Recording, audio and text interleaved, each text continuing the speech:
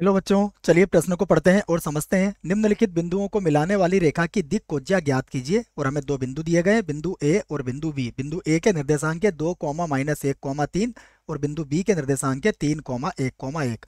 और हमें इन दोनों बिंदुओं को मिलाने वाली रेखा की दिक् कोज्या यहाँ पर ज्ञात करना है। प्रश्न को हल करने से पहले हम प्रश्न के लिए मुख्य अवधारणा लिख लेते हैं। तो मुख्य अवधारणा जिसकी सहायता से इस प्रश्न को हल किया जाएगा। मुख्य अवधारणा में हम सबसे पहले दो बिंदु लेंगे। मान लीजिए हमारे पास कोई बिंदु ए है जिसके निर्देशांक है x1, y1 और z1 तथा बिंदु बी है जिसके निर्देशांक है x2, y2, z2। तब तब ए बी के दिक् कोसाइन तब ए बी के दिक् कोसाइन या फिर दिक् कोज्या भी बोल सकते हो आप, दिक् कोज्या। तो ए बी के जो दिक् कोज्या होगी वो क्या होगी, देखिए के की जगह की कर लीजिएगा बच्चों। ए बी की एक बार लिख ही देता हूँ इसको क्योंकि ये थोड़ा सा अच्छा नहीं लग रहा है। ये लीजिए ए बी की। तो ए बी की दिक् कोज्या देखिए क्या होगी, इसका सूत्र बनेगा x2 - x1 बटे में होगा ए बी, कॉमा यहाँ पर होगा y2 - y1, यहाँ भी बटे में होगा ए बी। उसके बाद z2 - z1 और इसके बटे में भी क्या होगा, ए बी। अब ए बी क्या है वो भी देख लेते हैं हम। जहां जहां ए बी जो है ए और बी को मिलाने वाले रेखाखंड की लंबाई है। तो मैं इस बात को लिख देता हूँ, ए बी जो है वो दूरी सूत्र की सहायता से ज्ञात किया जा सकता है।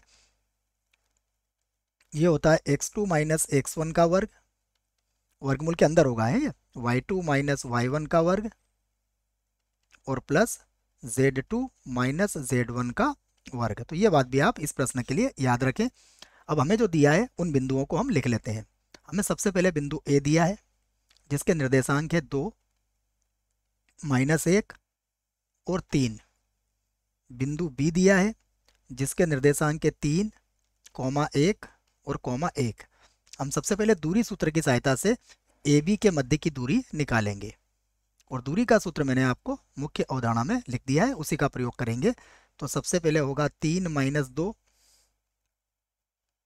का वर्ग 1 और माइनस माइनस प्लस हो जाएगा, तो 1 + 1 का वर्ग, उसके बाद 1 - 3 का वर्ग ये बन जाएगा।